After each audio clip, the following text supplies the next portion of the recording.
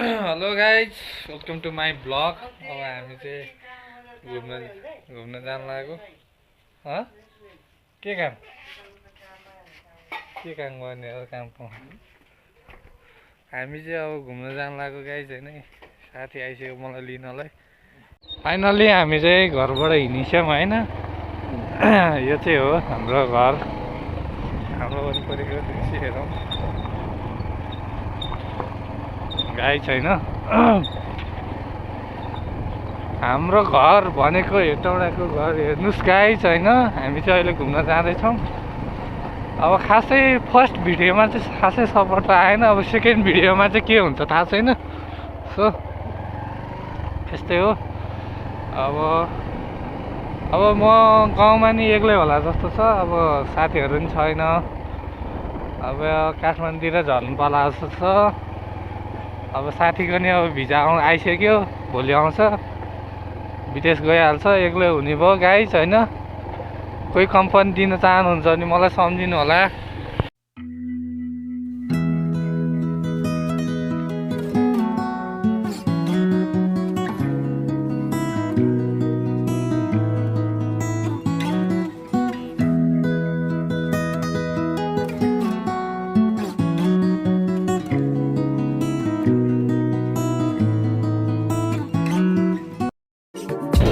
गाई छैन। के भन्छ, शिवम फ्याक्ट्री आउँदैछु। धेरै लाग्दैन टाइम, 5 मिनटमा हामी सालक पार्क पुग्छौँ। आजको हाम्रो एम भनेको सालक पार्क पुग्नु हो। सो गाई तपाईँहरूलाई भ्यू देखाइहाल्छु सालक पार्कको आजको। टेन्सन नलिनु होला, हामी बिस्तारै जाँदैछौँ।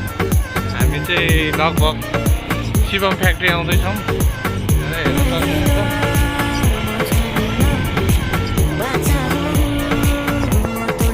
हामी चाहिँ शिवम आइपुग्नु लाग्यो। गाई छैन। हेर्न सक्नुहुन्छ शिवम सिमेन्ट है गाई चाहिँ हो। जुन दृश्य देख्नु भइरहेछ यो चाहिँ शिवम सिमेन्ट हो होइन। फाइनली शिवम के हो, बाख्रा उडाइदिनु लाग्यो क्या यार। झन्डै बाख्रा नउडाइदियो क्या। शिवम सिमेन्ट आइपुग्यो गाइस फाइनली। अब यहाँबाट धेरै लाग्यो, 5 मिनट लाग्ला। हेर्नुहोस्, हामी चाहिँ डाँडा नेपाल बन्दै गरे हो क्या यार। त्यो बाटो यस्तो छ त्यहाँ। म ओरिनु पर्ने हो। सक्छ उकाल्नु? के घोडा पो हो त यार, उक्लिहाल्छ नि हाम्रो त यार। घोडा मजाले उक्लिन्छ। गाह्रो छ गाइस, के गर्नु। ल घोडा हाम्रो दौड्यो गाइस। घोडा दौड्यो।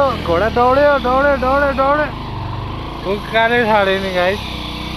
यस्तो बाटो भयो नि उकाले गाइस। यस्तो बाटोमा ल बुढा तेर्साएर आएर फाइनली साथीहरू होइन, हामी चाहिँ सालक पार्क आइपुगेछ। यो चाहिँ सालक पार्कको गेट हो, देख्नुहुन्छ। वेलकम भनेर गेट हालिसक्यो, तर नाम चाहिँ लेखेको छैन कि। सालक पार्क भनेर नाम लेखेको छैन होइन। पै पनि तपाईँहरूलाई वरिपरिको भ्यू देखाउँछ गाइस होइन।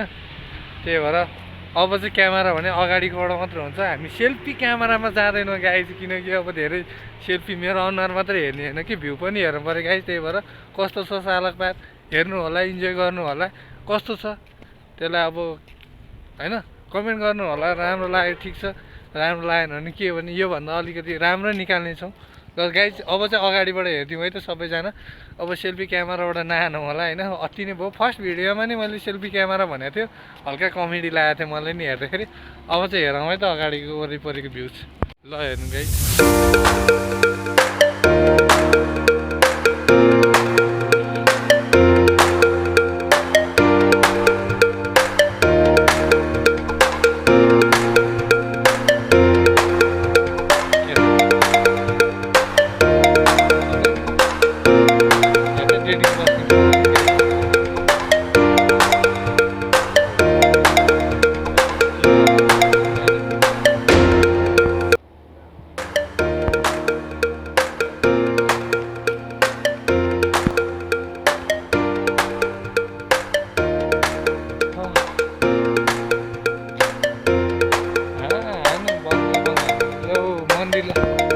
गाइस दर्शन सबैजनाले दर्शन गरिदिनु होला काली मातालाई।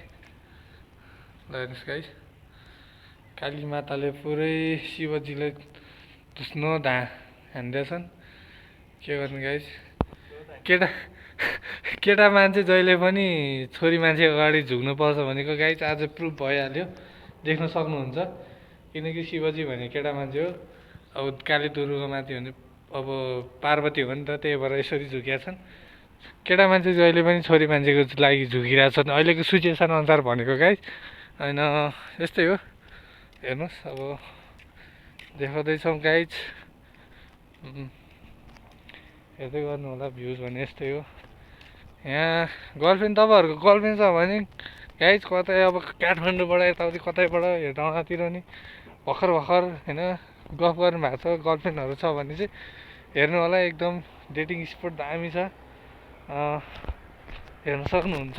यस्तो दामी छ, सिडीहरू बनाएर राम्रो बनाएको छ। तलतिर हेर्नुहोस्, यहाँबाट नि हाइकिङको लागि नै राम्रो छ। किनकि हामी चाहिँ अब अहिले त बाइकमा आयो भने त वहाँ तल छ होइन बाटो, एकदम सिडी देख्न सक्नुहुन्छ।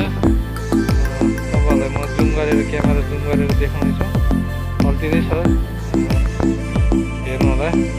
तलैसम्म छ मजाले। तल रोडबाट मैले देखाएको छु नि, जुन तपाईँहरूलाई अगाडि भिडियोमा देखाएको थिएँ नि, त्यहाँबाट सिडीमा टक्क लगाएर चढेर जानु मिल्छ।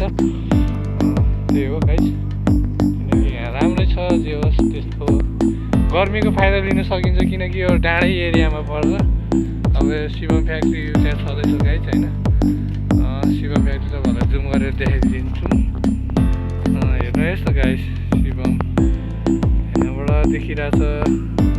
मैले जुन भिडियोमा पहिला सुरु देखाएको थिएँ नि शिवम, हो यही हो। यो चाहिँ अब हेर्नु न, वरिपरि पानीहरू छ। किनकि अगाडि क्यामेरा परेर अगाडि त्यो के भन्छ घामले गर्दा टल्किरहेको क्यामेरा होइन, म्यानेज गर्नु होला गाइस। राम्रो छ, किनकि अहिले जङ्गल एरिया अब डढेलो छ नि त, राम्रो देखिँदैन। डढेलो आहा जताततै, त्यही भएर खासै राम्रो देखिँदैन भ्यूहरू। यसलाई अब इग्नोर गरिदिनु। अब अहिले पानी परे अनुसार त राम्रै देखिन्थ्यो, किनकि आगोहरू निम्न पर्ने। तर हेटौँडामा भयङ्कर दङ्कल बोलाउनुसम्म डढेर लागेको छ गाई, त्यही भएर राम्रो भ्यूै आउँदैन। पुरै धुवाँ छ। आज पानी पर्दा नि खासै निमेको छैन।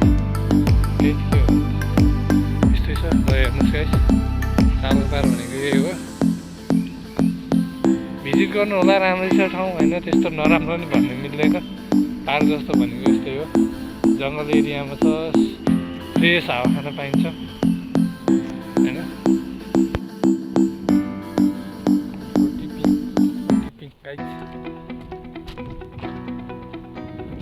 क्यामेरा त राम्रो त आउँदैन। बस्ने हो यहाँ, घुमाइदिन्छु म। के भन्छ अरे यसलाई, रोटी पिङ त उठ्यो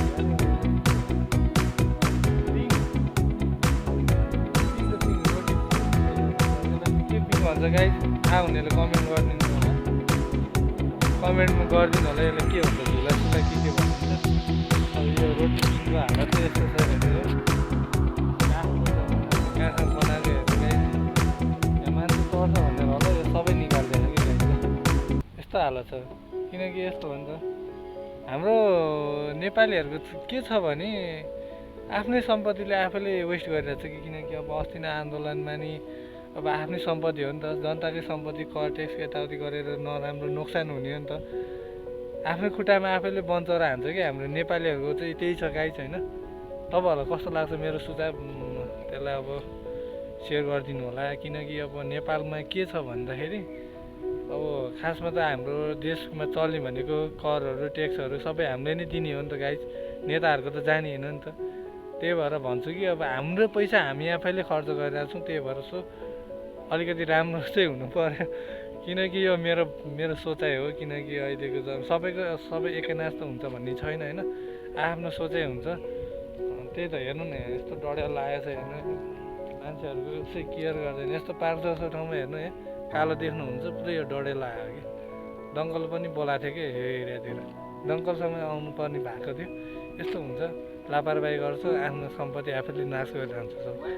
साथीहरू हामी चाहिँ अब फुल हेर्नु सालक पार्कको हामी तलतिर चाहिँ जानु नपाउने भयो किनकि अहिले कति बज्यो भन्दाखेरि हेरौँ लगभग 6 बज्नु लागिसकेको रहेछ गाइस। गेट बन्द हुँदो रहेछ 5 बजीदेखि। त्यही भएर अलिक टाइममा आउनु होला तपाईँहरू चाहिँ। अहिले गेट बन्द छ, गेट बन्द भएको कारणले main dating spot guys, dating spot कपल्सहरूको लागि एकदम राम्रो ठाउँ छ त्यो एरियातिर। सो कृपया आउनुहोस् होला, इन्जोय गर्नुहोस्, रमाइलो गर्नुहोस्, टाइम स्पेन्ड गर्नुहोस्। यस्तो हरियो भ्यूहरू जुन ग्रिन फरेस्टहरूलाई भ्युज गर्नु होला। मेरो भिडियोलाई पनि भ्युज गर्नु होला है। पुरै यहाँ 1K त पुऱ्याउनु पऱ्यो अरूभन्दा नि सब्सक्राइबर नपुग्यो नि। फर्स्ट भिडियोमा त खासै भ्युज आएन। सो अब हामी चाहिँ फर्किन्छौँ, हाम्रो लाग्छ। अब साथीले अस्ति नै भनिसक्यो त्यो कुरा रिपोर्ट गरिदिनु म। सो अब हामी जान्छौँ।